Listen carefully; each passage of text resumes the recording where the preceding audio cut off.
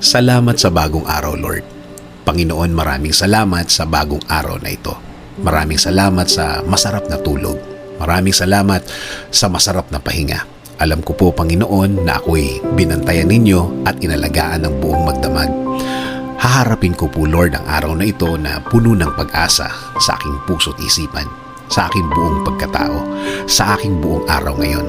Alam ko po, Lord, na hindi mo ako iiwan ngayong araw na ito at patuloy niyo akong sasamahan at bibigyan ng guidance.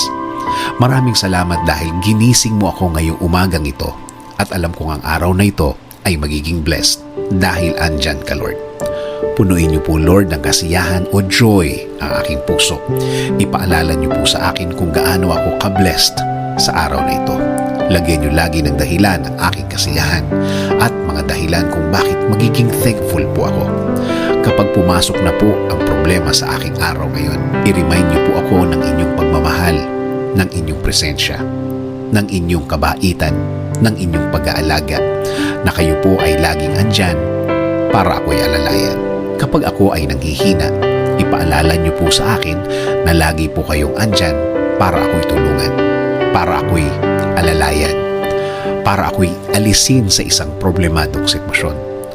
Lord, kapag naalala ko ang aking problema, please remind me that you got me, that everything will be okay and fine. Please remind me also of my purpose. Kung bakit ako nasa mundo, kung bakit ako nabuhay, kung bakit ako andito para sa araw-araw, para paglingkuran kayo at mahalin.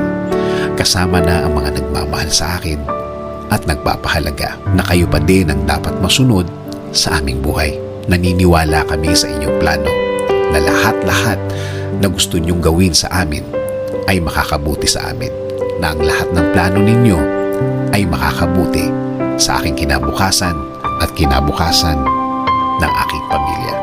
Lord, patuloy niyo pong pasukin ang aking buhay.